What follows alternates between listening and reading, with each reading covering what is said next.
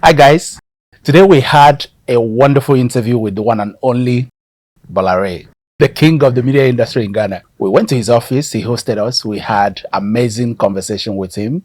I asked him questions, including when he was the entertainment prefect in high school and how that has shaped his career going forward. And he gave thoughtful answers. Of course, I asked him about being the first African to perform on the Top of the Pops for BBC, and I asked him questions about AI, how he's preparing for AI, and what he tells his kids, about AI and how to prepare for the future of work. So this is one of the interviews that I really wanted to see.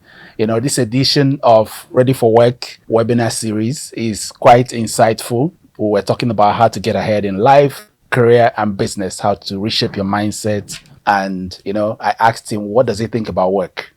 That answer, I needed to see it. I want you to sit back and watch it. If you get value from this video, please give it a thumbs up, share with your network, and subscribe so that we can bring you more.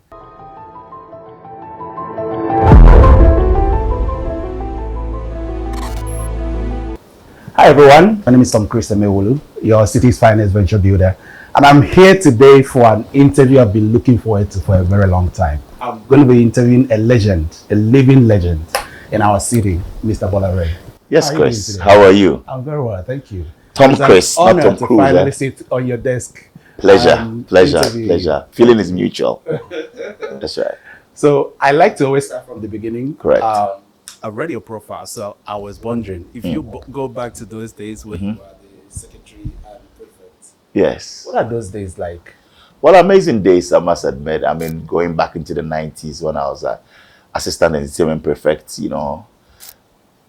at Accra Academy, certainly, the best academy in Ghana, and moving on to University of Ghana, where I also became the entertainment secretary, for Legon Hall, as well as Central University as well.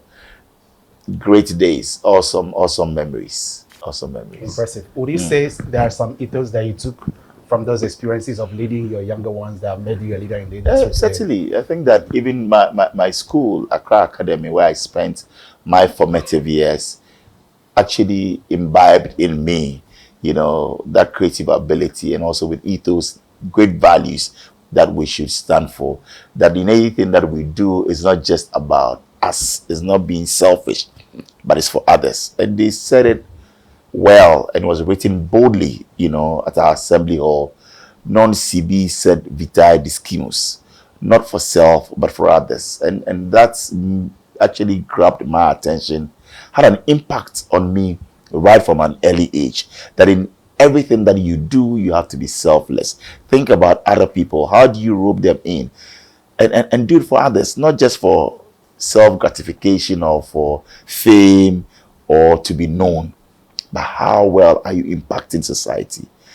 And for me, that's what the essence of life is. And you lived that, and you let your legacy speak for you over the years. And I met you for the first time in the news, obviously. I saw you in the news, and I was reading about you. I saw some parallels. It seemed like in your career, there has been a consistent journey. But at a point, when you look at your track record, when did the man Bola Ray emerge fully on the scene? It seems like you built an icon that almost sometimes superseded the representation of what many knew you to be. So that is the grace of God. I shouldn't discount that out of even now 30 plus million, 30 million plus people here in Ghana, you are mentioned and you are known, and you built a brand that goes ahead of you. It gives you social capital to open doors to certain places that ordinarily not everybody can access. But that's also building character, right, credibility. Right. And many people talk about, oh yeah, one has to be wealthy or have cash. It's important. It comes with that.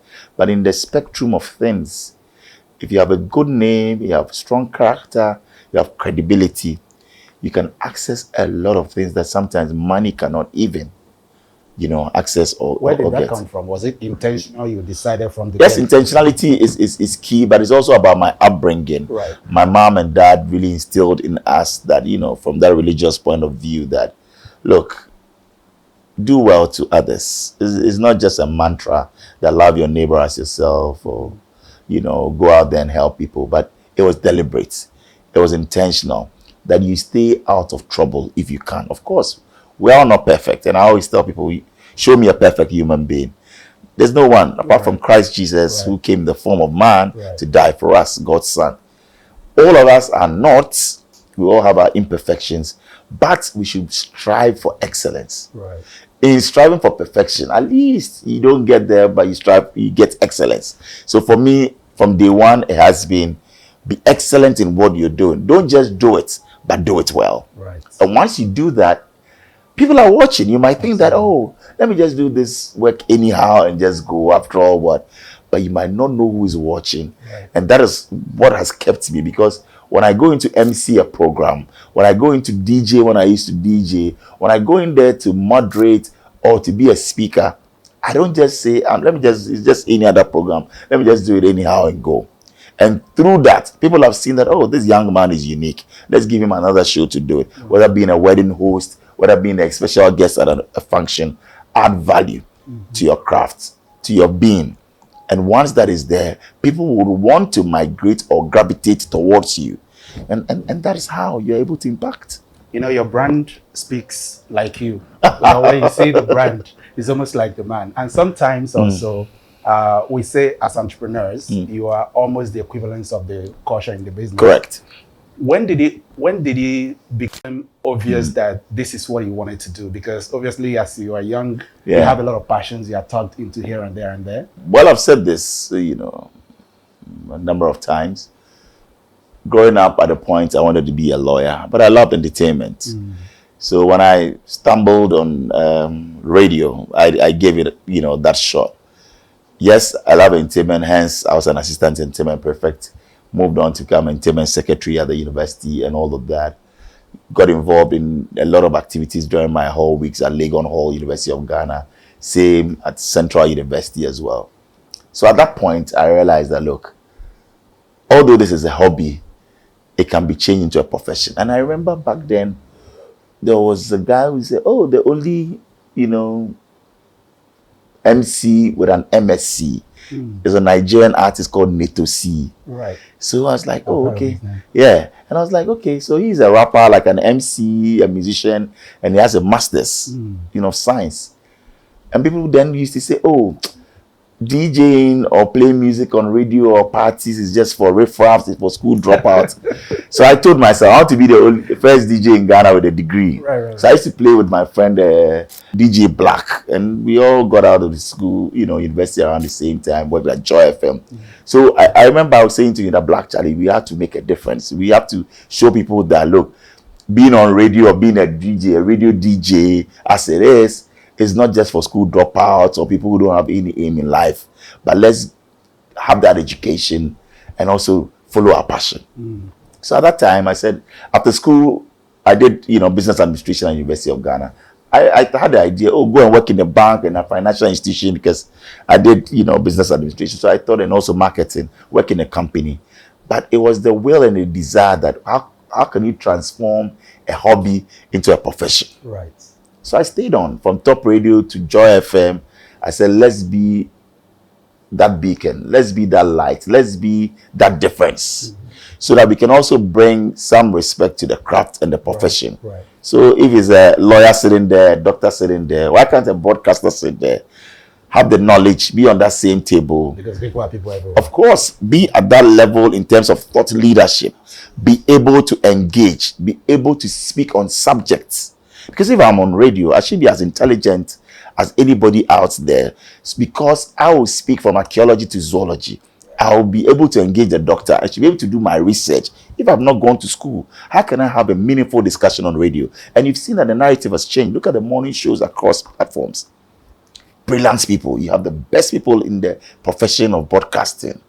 In the profession of entertainment, you have musicians who are, look at what Stonebwoy is doing, going back to school, Sarkodie and all of that. At least it's not, entertainment is not for people who don't have any aim in life or can't have their way, but they can sit out there and be change agents, be advocates I do a lot of work for global citizens, Yeah. and I'm all going to of ask that. you some questions. So with that, you go out there, you see the minds that are on the panel. I serve on the advisory board of Move Africa, you know, and you see the amalgamation of great thinkers, and how some are lawyers, some are, you know, entrepreneurs, and they bring to the room is amazing. I just feel and like, for me, yeah, media gave me that platform. right.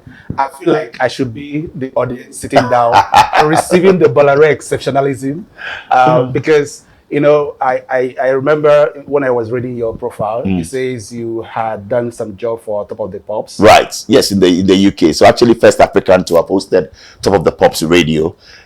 Great story in 2004, 2005 thereabout. Yes, I visited the UK. Yeah. Went to Bush House, then White City, where BBC was, and you know, just at the reception, I just said, "Oh, I'm from Joy FM Ghana, and I'm here to see, you know, some folks from BBC."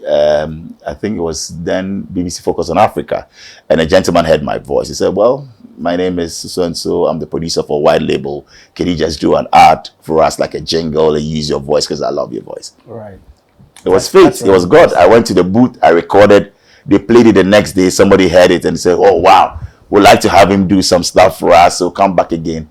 And when I went there, the presenter for that week, I mean, Ema for Top of the Pops, that week was sick.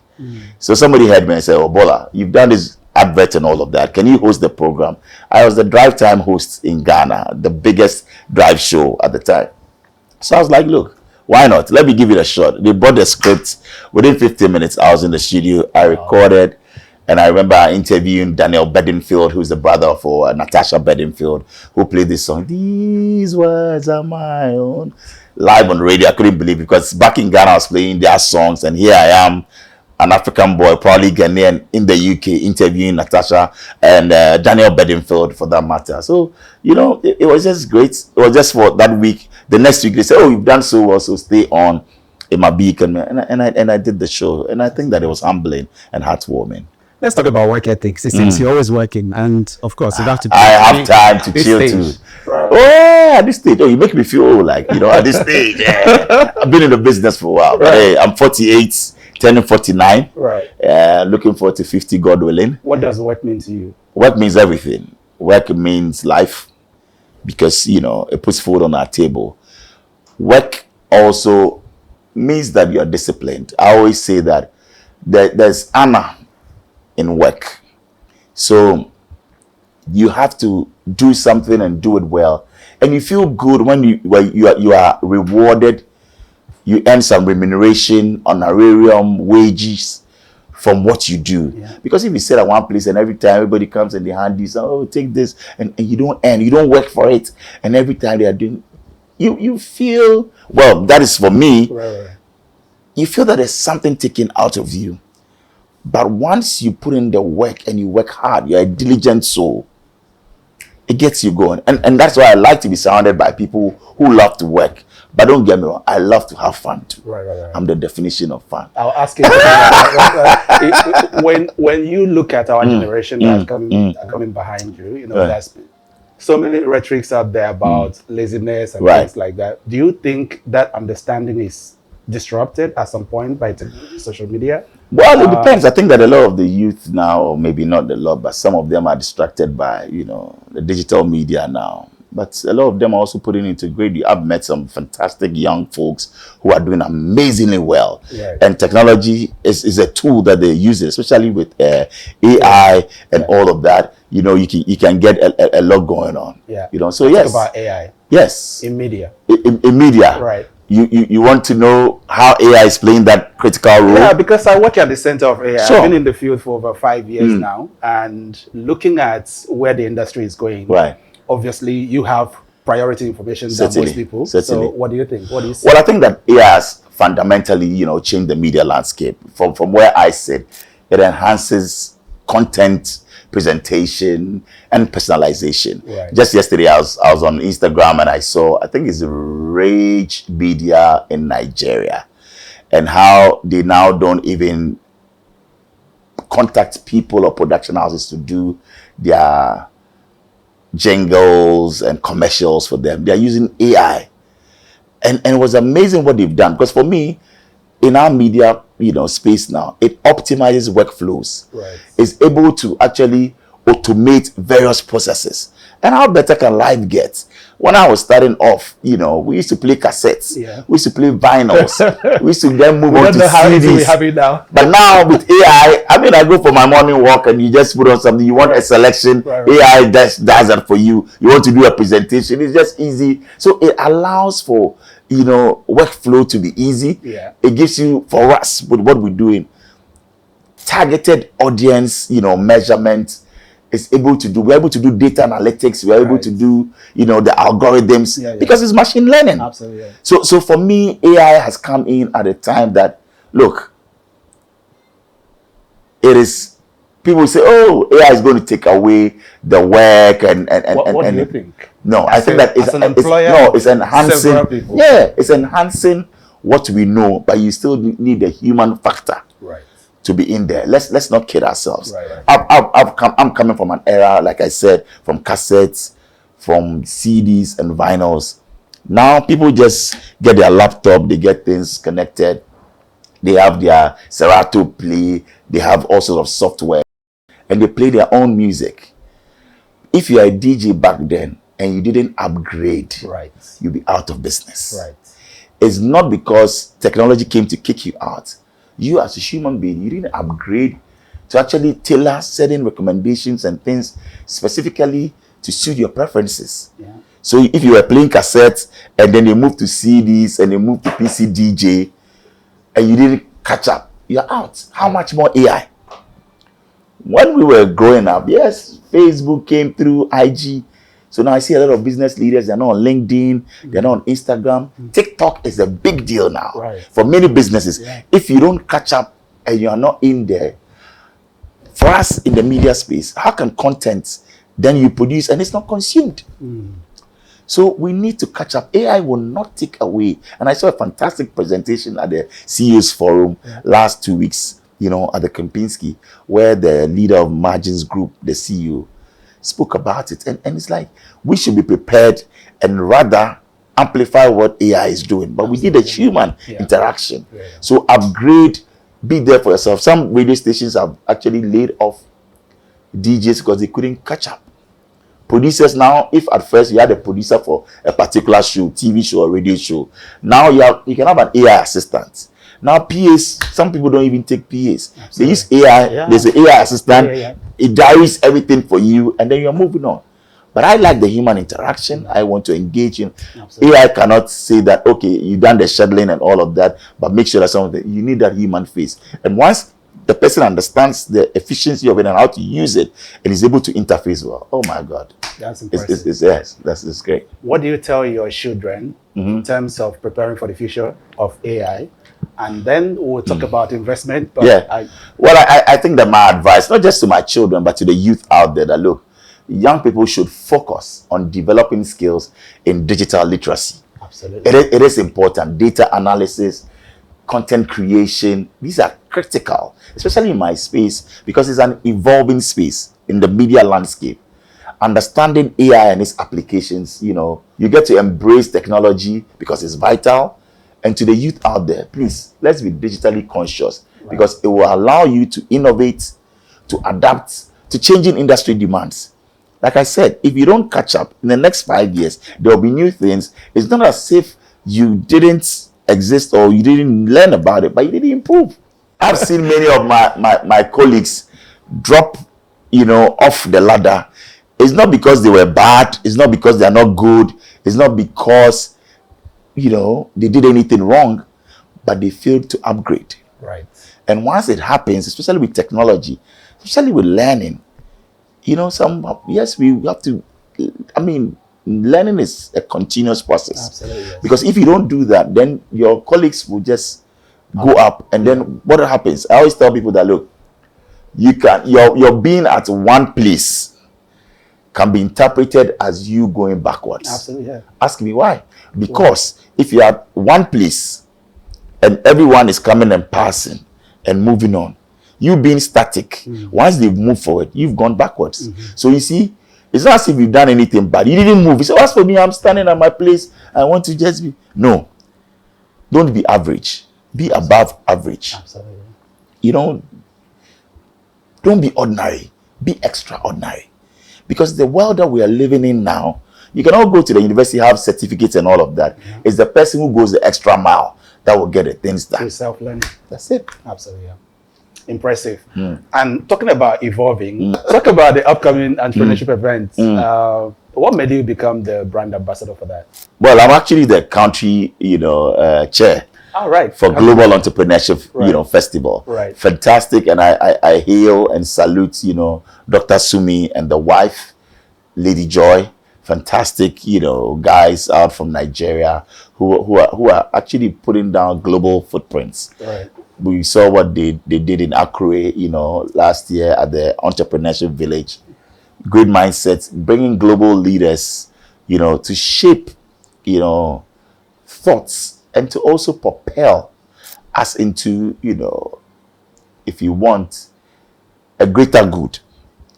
Because with what they are doing, even this year, they're saying that, look, is the focus on AI and how it can actually change, way of doing things. It's something that is dear to my heart. Entrepreneurship is so dear to my heart. That's why I have my entrepreneurship with Bola Ray, program. Because I believe that people should be given that insight, knowledge, especially if you have practitioners, industry players. I'm a big advocate for industry meeting academia. Right. That we should have big names like the NS chemists, like Dr. Osei Kwame Despite and his brother Ofori Sapon, Kofi Amwaben, going back to university to not maybe as lecturers, but they can go in there as visiting lecturers to actually give a message and tell people practical stuff about how it's done. People like my good self, like what is stopping academia to reach out to people like that and say, look, we want Mr. Dade from KGL this week, and let's publish it out there. Imagine going to the University of Ghana page and seeing that Dr. Moses Baden from Margins is our guest lecturer for this month. The next month, exactly. People can, and the university should also open up. Let people come in there. Let's have a public lecture. Let's do. Once we do that, the mindset of our youth will change, because it's not just what they are learning on campus and in the classroom. They're able to interact. That today, I moved out and I met this entrepreneur who took us through these lessons, valuable lessons, how to do it and how not to do it. I know some universities I know my alma mater, University of Ghana, does it, but we're saying that it should be done quite often. Let's get these young entrepreneurs that are also coming up, that are doing well. There's the Dr. Kofi Aban, who is doing a great job. Why can't he talk about oil services and, oil and marketing here in Ghana? So I believe that we need to interface and do more in that respect. Absolutely agreed. You are preaching to the choir, because this is something I am so passionate about, which is why we are creating the platform. By the way, I was nominated for Social Impact. Oh, really? The last year. Last year, okay. Yeah. Congratulations. Thank you. That's a huge one. So I'll see you this year as well, God willing. So, yes. November. Yeah. Let's do that. Okay. Let's talk about investment. You've obviously contributed to the growth of many countries beyond Ghana. Right. Looking back, what are those I wish I knew, and what can you tell the audience watching? Really, I think that with everything that I wanted to get into in terms of investment, I did that. I've done music production before. I set up Empire Records at a very tender age. I think I was like 23, 24. I didn't have any office. I was managing and producing. I've managed TikTok. I've done production for Rough and Smooth and all of that. So it was something I wanted to do, and I did it. Right. I wanted to get into media. I am in. I wanted to set up a marketing communications company, 360 marketing, from media buying to activations. We have Empire Group, Empire Ghana, which recently got signed onto the biggest advertising company in the world, Publicis in France. So it gives me, that's a great investment that I put in, that I'm very happy that I did. But I'm also looking forward to investing in, emerging tech companies. How do you weigh an investment opportunity? How do I weigh? Well, I think that by just engaging the people, and you send me what your plan is, how you want to get in there and be disruptive. I see young people that come to me every day, and I spot good talent, and I know this business will do well. I don't know, but maybe I have a knack for it. Before the business. Yes, I have to take a risk on you. You, the person, the business idea might be great, but who is driving it? Right. Other than that, in turbulence, that person will abandon the ship. Look for character in people when you just invest in. Don't just say that, oh, there's this mobile phone company, everybody's bringing phones from this part of the world into Ghana, and I want to do that. It's going to cost me 200,000 Ghana, see if I get it. Who are you putting that money, or giving that money to? You have to be, and that is why many businesses, in challenges, in turbulence, the captains will abandon the ship. People will just leave and all of that because there's no resilience. There's no tough water. How best can I turn this around? Yes, the challenges will come, but look beyond and look for a great leader. And once you do that, and I've invested in a couple of young guys out there who are doing well, and that has helped me. And for me, I also want to specialize in media solutions. It's getting in there, especially now in the world of AI. Mm-hmm. How can we integrate them? Because I foresee a collaboration, an interplay. It has to be a collaborative interplay where human creativity and AI-generated content. Yeah. So this week I've been talking to my team. I'm saying that, look, there's going to be a paradigm shift. There's going to be how we do business. It's not just every time that we're selling airtime, we're going out there, the rate card and all of that. How can we do collaborations? How can we actually get? And just yesterday I was speaking to one of my head of digital, and I sent him some videos, and I said, look, people are doing commercials, AI-generated. They look so real. Right. Now we can. Instead of going to pay people to do commercials and pay an arm and a leg, AI is going to give us the way. And then we do it. Impressive. Thank you. How do you spot talent? And then let's talk about fun. Fun? Yeah. No, I mean. How do you spot talent? Well, how do I spot talent? I think that if I engage you, and I always say this, within 3 to 5 minutes, I make up my mind. Right. Any other thing after, really, we'll just be getting to know you and all of that. But I spot talent real good when we're setting up EIB. Yeah, what for sure is it? Yeah, many of the people that we interviewed, I was personally involved, sitting in there, right. Or I called them up and, let them do great stuff. Because, like I mentioned early on, you see it in the person, whether male or female. What is their zeal towards the work? What is their dedication? What is their love for it? Look beyond that if anything should happen, what will be the work ethic of this person? Would they be there for you? And most of the times, my instincts are right. And then we just move on. Impressive. What do you do to have fun? What do I do to have fun? No, I love people. I love community. And yes, I love to go out and have a good, time. That I don't trade. Impressive. Such a pleasure. Tom-Chris, sitting down with you. Thank you, sir. Then. All the best. Cheers. If you get value from this video, I want you to give it a thumbs up and share it with your network, and of course subscribe so that we can bring you more. I look forward to reading your comments. Ciao. Bye-bye. Thank you.